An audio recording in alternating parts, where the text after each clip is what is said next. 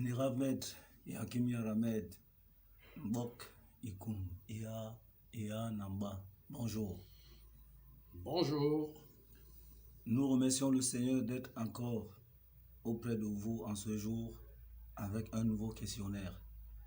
Vénérable Maître Yakim Yaramed, le monde traverse toujours en ce moment précis une période assez trouble et confuse. Les peuples qui se soulèvent par-ci par-là, récemment au Sénégal, au Bénin, en Côte d'Ivoire et au Gabon. Les systèmes politiques et économiques sont en panne. La santé avec son coronavirus. Bref, les observateurs attentifs voient les signes de la fin des temps, la troisième guerre mondiale, la guerre du nucléaire, la mort, c'est-à-dire le dépôt de nos corps physiques, comme vous le dites toujours. Vénérable Maître, nous voulons parler de la renaissance et la résurrection des âmes.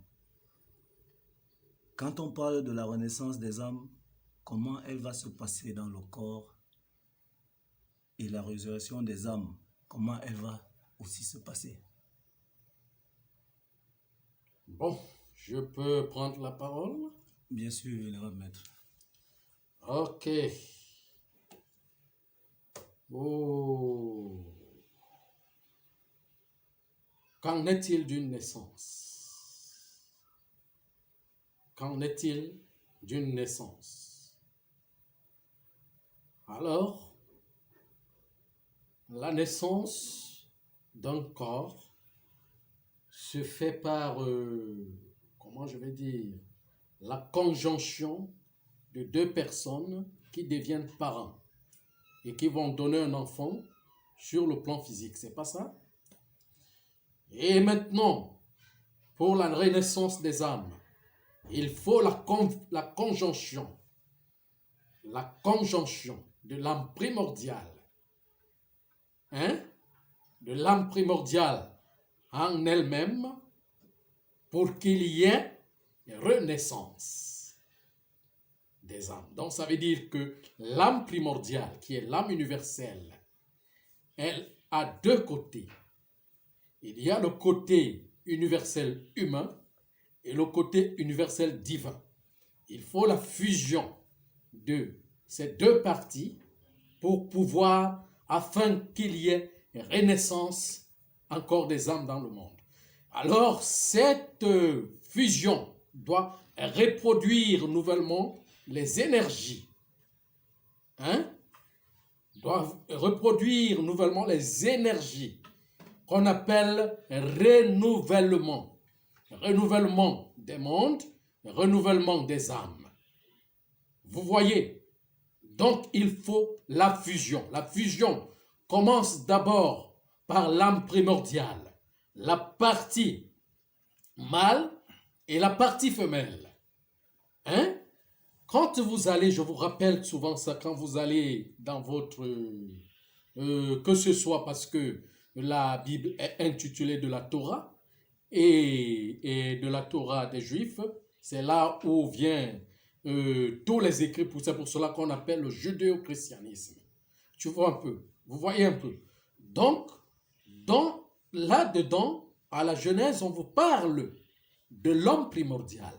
Ça veut dire que de la création de l'homme, qui est mâle et femelle. Donc, la création est mâle et femelle.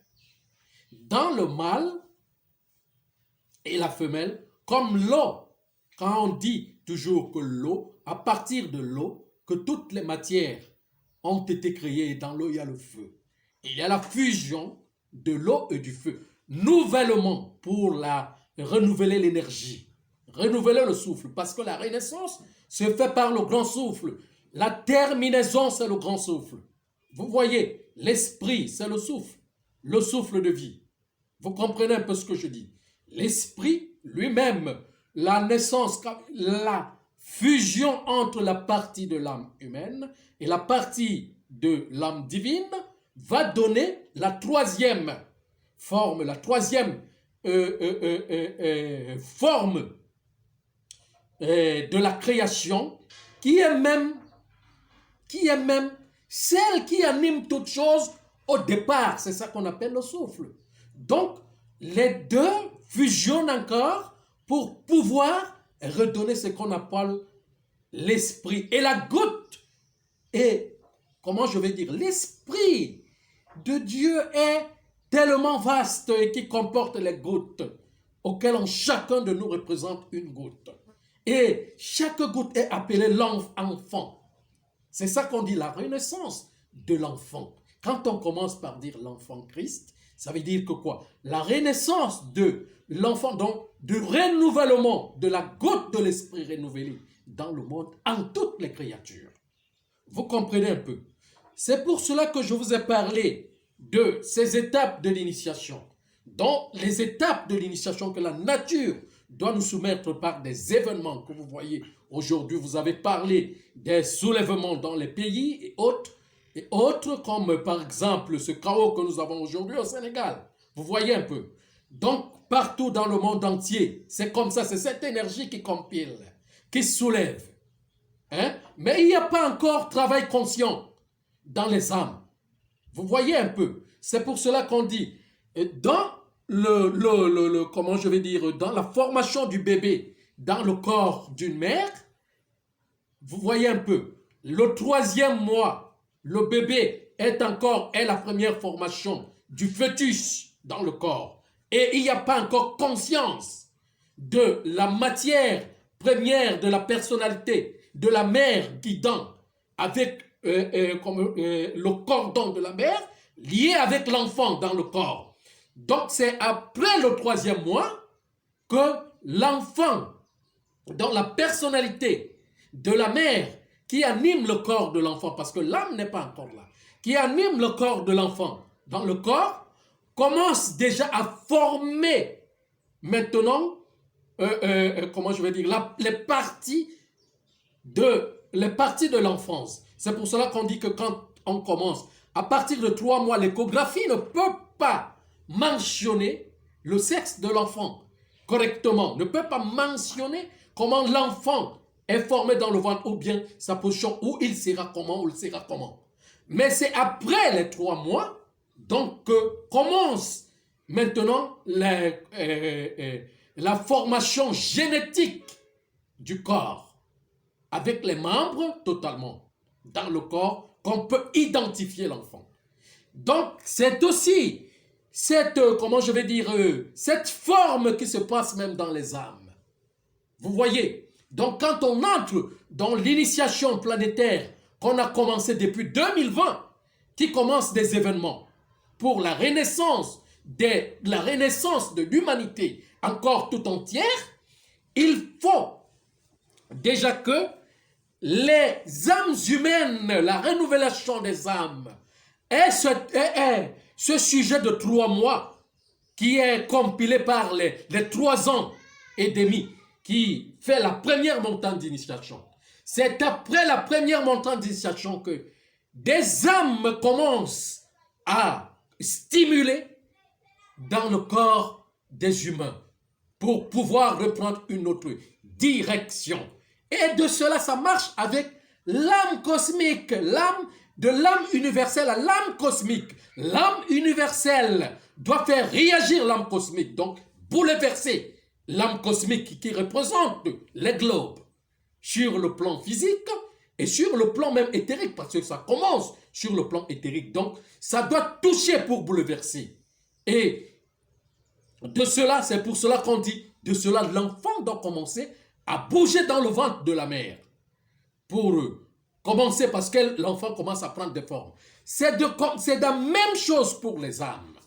Vous voyez, les âmes doivent bouger dans les corps humains. Quand les âmes commencent à bouger dans les corps humains, il y a déjà les événements. Le corps commence à devenir lourd. Le corps commence, parce que c'est seul le cœur qui devient léger, comme la plume. Parce que c'est le cœur qu'on compte. On ne compte pas notre corps, mais on compte notre cœur. C'est notre cœur que nous avons. C'est lui, ce cœur, qui doit être divinisé. C'est lui, ce cœur, qui doit être purifié. C'est lui, ce cœur, qui doit se dégager de la mauvaise mentalité, de l'ancienne mentalité, afin qu'il y ait renouvellement. C'est dans ce cœur. Ce n'est pas dans le corps, mais dans le cœur. Et le cœur amène. Comme je vous ai dit la dernière fois que, quand on dit, il faut prendre le chemin de la droite. Vous voyez, dans les allégories, on vous a dit que Jésus est mort et quand il est mort, il est parti à la droite du Père. Vous comprenez? Déjà, quand on parle de la droite, déjà, je vous ai dit que les humanités supérieures, le cœur est à droite. Donc, la circulation sanguine marche de la droite. Donc, ils ne sont que pour la soumission de la loi. Et nous, l'humanité inférieure, qui est dans le grossier, dans le péché, le cœur est à gauche, il faut qu'on quitte de la gauche vers la droite. Vous voyez? Et maintenant, comment on quitte donc de la gauche vers la droite? Si et seulement si notre cœur est à gauche. Si et seulement si notre cœur est lourd.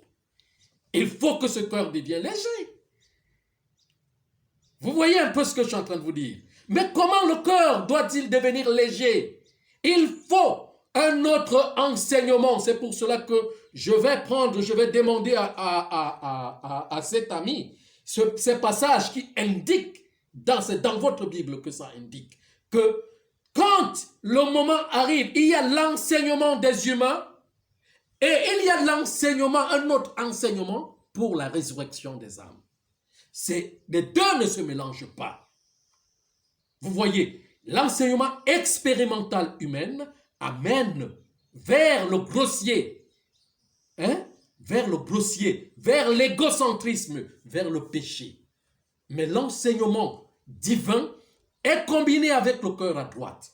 Et maintenant, pour avoir le cœur à droite, pour aller avec le cœur à droite, il faut suivre le processus du corps de gloire, qu'on appelle le corps de résurrection. Vous voyez un peu ce que je suis en train de dire. Le corps de gloire. Maintenant, comment poursuivre donc le processus du corps de gloire? C'est ça le problème. C'est là où les États, les impérialistes, les États de, comment je vais dire, de perversité, de perversité, de mémoire, vous ont égaré. C'est à ce niveau là où vous êtes égaré. Vous voyez, c'est parce que c'est le point de la renaissance est conditionné, de la renaissance des âmes est conditionné pour la résurrection, et au milieu, il y a ce qu'on appelle la mort. La mort du péché, la mort de l'ego, la mort de toutes les mauvaises qualités. Mais les mauvaises qualités ne cesseront jamais dans ce corps, puisqu'on vit dans l'ensemble. Et une seule personne ne peut pas se libérer. Je vous ai dit, si et seulement si une seule personne devrait se libérer, moi je suis déjà libre. J'allais vous laisser, je dois partir. Vous voyez un peu, mais une seule personne ne peut pas se libérer, puisque Dieu nous a créés dans l'ensemble. Et alors, nous sommes venus ensemble, nous repartons dans l'ensemble. Dans le ventre de la mère porteuse qui est notre planète, elle nous porte ensemble. Elle nous amène ensemble. Il n'y a pas d'individualité. L'individualité est concessionnaire sur un plan de l'organisation. Comme vous voyez aujourd'hui que l'impérialisme a le monde, avec ses dirigeants, les amène de leur façon, avec leurs conventions. Et de cela, il faut que cette éducation soit cassée, soit morte, pour que renaisse une autre éducation qui doit ramener les gens vers ce qu'on appelle la mort du péché, de l'ego et la fin de ce système et de ce corps.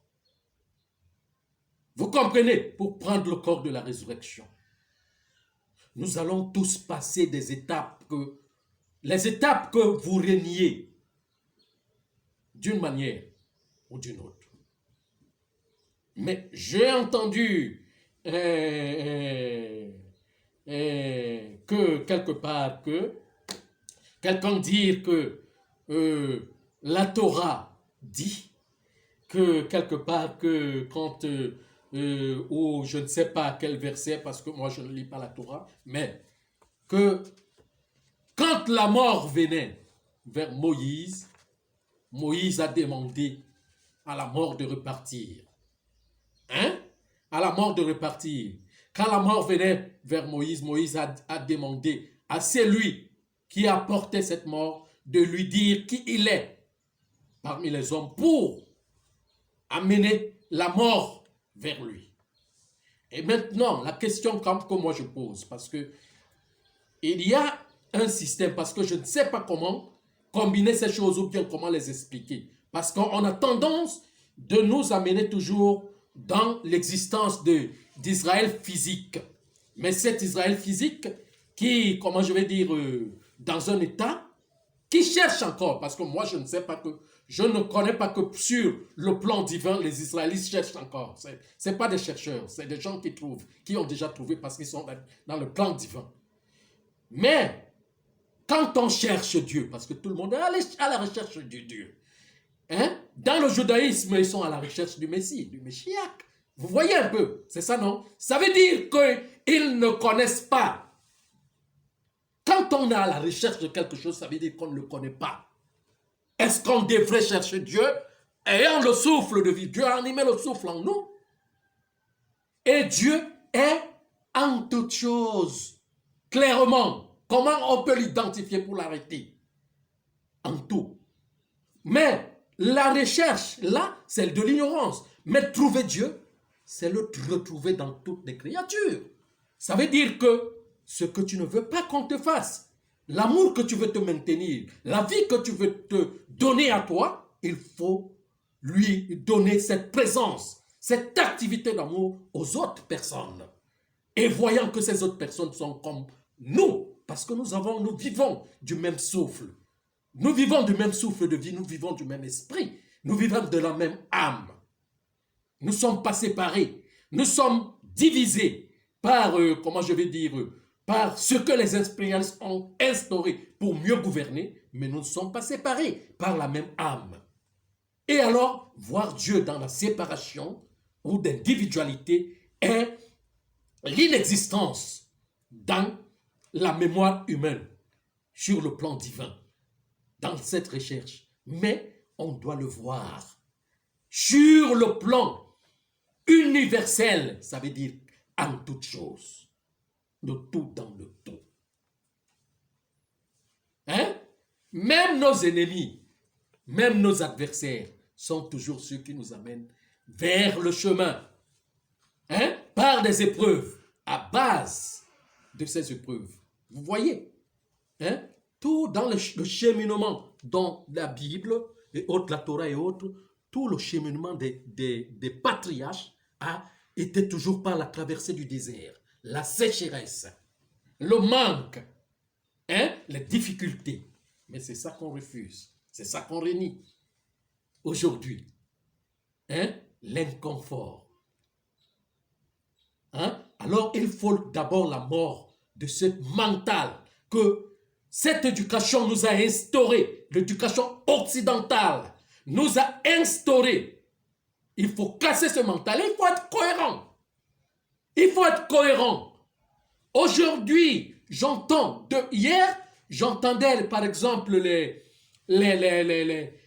ceux qui disent qu'ils sont des leaders, des meneurs, hier critiquaient que les gens ne devraient pas, par exemple, accepter le vaccin. Mais aujourd'hui, je les entends, parce qu'ils ont peur de mourir, je les entends qu'ils changent de langage.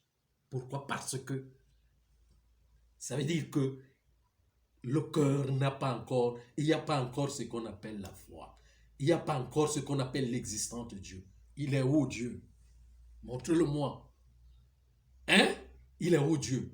Et si et seulement si nous disons qu'il est esprit, ça veut dire que c'est l'esprit la plus belle forme. Hein? Si nous disons donc que nous allons vers Dieu, qu'il est esprit, ça veut dire que c'est l'esprit la plus grande forme de Dieu. Hein? Et alors, s'il faut donc retourner à cet esprit, il faut encore accepter le corruptible, il faut encore accepter cette facette de corruption, cette facette des personnes qui se sont mises pour condamner le monde, il faut accepter ça. C'est de l'incohérence. C'est de l'incohérence pour des enseignants. Pour ceux qui disent qu'ils sont des rabbins, des raves, des prêtres, des pasteurs et autres. C'est de l'incohérence. Vous voyez un peu ce que je suis en train de dire. C'est de l'incohérence. Parce que si il faut attaquer la vérité, il faut attaquer la vérité. Moi, je l'ai appris à partir de mes ancêtres. S'il faut attaquer la vérité au prix de la mort, on l'attaque. C'est une souveraineté. C'est une souveraineté. Mais aujourd'hui, ces gens ne savent pas que la conclusion de tout ce qui arrive, que ce soit vaccin et tout, quoi que ce soit, c'est toujours pour les réduire, c'est toujours pour les tuer. Mais c'est mieux de mourir digne que d'accepter quelque chose qui te rend esclave. C'est ça l'esclavage de l'humanité. Et alors, donc, on dit donc les 3 mois de la grossesse dans le ventre de la mère sont liés aussi avec les 3 ans et demi. Ces 3 ans et demi de cette première montagne d'initiation, l'humanité ne peut pas avoir, il ne peut pas avoir substance de la conscience. Il faut maintenant qu'après ça, un événement touche la planète fermement et fortement, pour que les individus qui sont ici s'élèvent. Vous voyez un peu, je vous dis toujours quelque chose. Quand quelqu'un voit le malheur se passer dans une autre maison, il s'en moque. Il pense que ce malheur ne viendra jamais chez lui. C'est comme ça l'humanité aujourd'hui. Et pourtant que le malheur de l'autre devrait nous donner une leçon, devrait nous avertir. Vous voyez un peu, devrait nous avertir de ce qui peut aussi nous arriver. C'est comme ça. C'est ça compatible le malheur de l'autre. Vous voyez, de façade, on a montré à l'humanité que le bonheur est celui seulement d'avoir les biens matériaux, de l'argent, ceci et cela. Et tout le monde converge par là. Converge seulement par là. Et c'est ça le bonheur. Si et seulement si. Par exemple, je vous l'ai toujours dit, que vous mettez un sac d'argent là maintenant, ici, vous verrez tout le monde, tout ce quartier, jusqu'à même ceux qui vont, comment je peux appeler ça, ceux qui seront dans d'autres quartiers venir. Si et seulement s'il y a un arbre fruitier là qui a mûri et que les fruits tombent, il y aura toujours des gens qui vont venir chercher les fruits. Mais quand l'arbre ne produit pas encore qu'il y a le feuillage qui tombe par terre, il n'y a qu'une seule personne qui balaie sa cour, c'est le propriétaire. Mais quand le fruit donne, quand l'arbre donne des fruits, il y aura beaucoup de monde qui viendront. Vous voyez la qualité humaine.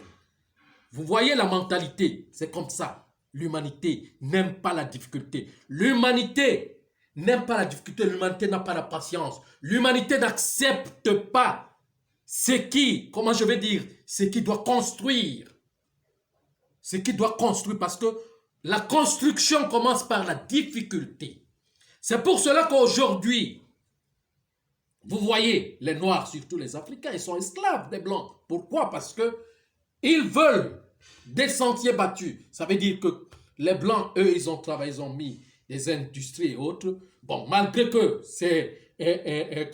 leurs dirigeants sont des grands voleurs chez les Noirs, oui, les Noirs aussi doivent joindre. Mais il y a problème. Parce qu'il faut cesser ça à partir du Noir, quand même. Il faut voir la base de la chose et commencer à se reconstruire sur un autre plan. Sur la base spirituelle, sur un autre plan. On cesse, toute chose, on le cesse à partir du plan mystique, du plan invisible. Quelle est la plus grande guerre? La plus grande guerre des patriarches. La plus grande guerre des prophètes, c'est sur le plan invisible. Si et seulement si vous voyez qu'on attaque déjà personne sur le plan physique, c'est que cette personne a dépassé ces gens sur le plan métaphysique, donc sur le plan invisible. Si vous êtes dans une guerre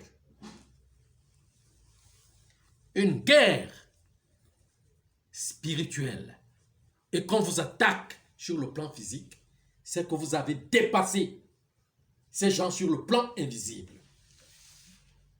Hein? Toutes ces personnes que vous voyez parler là à la télé, dans les radios, qu'on les laisse, on leur donne la place de parler partout. Et tout. Qui disent qu'ils sont des révolutionnaires ne sont rien. On les laisse pourquoi? Parce qu'ils n'ont pas le pouvoir sur le plan invisible. Parce que quand le pouvoir est sur le plan invisible, et que on a peur de vous sur le plan invisible, on ne peut pas vous donner la place dans la société. Vous comprenez un peu donc, la vraie guerre, les plus grands guerriers sont ceux qui sont effacés. Les plus grands guerriers de la guerre spirituelle sont ceux qui sont effacés. Sont ceux qui sont toujours dans l'ombre. On ne les aime pas. Ils sont abandonnés. On ne leur donne pas la place. Sinon, ils vont récupérer les âmes. C'est pour cela qu'on a toujours effacé ces gens. Oui. Vénérable Maître, vous avez dit tout à l'heure que quelqu'un a dit que Moïse n'a pas accepté la mort. Et vous avez l'une de vos publications sur Facebook qui dit que c'est la mauvaise compréhension qui donne des fausses idées et concepts sur la fin du monde ou du temps. Chacun veut tirer cette fin en sa faveur. Bien sûr. Chacun veut tirer cette fin en sa faveur. Hein? Les musulmans prônent dans leur religion pour la mort des juifs, du judaïsme, des chrétiens et autres. Les chrétiens aussi savent que c'est eux qui vont vivre et que les autres ne sont pas les religions, c'est eux qui vont mourir.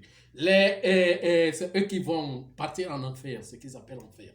Les autres, le judaïsme, eux alors, c'est autre chose parce que eux, le Messie viendra chez eux, en Israël, et puis c'est eux, c'est le peuple élu, c'est eux qui vont, comment je peux appeler, c'est eux qui vont vivre. Mais de quelle vie parle-t-on?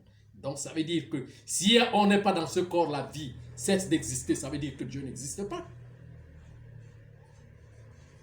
Si on pense si on n'est pas dans ce corps, et que c'est ce corps qu'on appelle vie, parce qu'on ne devrait pas le dire, même dans la Torah, que Moïse a rejeté la mort, puisque c'est la vie elle-même qui continue, parce que la vie de Moïse est son âme, ce n'est pas son corps. S'il faut revenir sur le plan, sur le plan physique, sur un point, oui. Bon, ben, Vénérable Maître, le Zohar le dit que Moshe Rabbeinu n'a pas accepté la mort.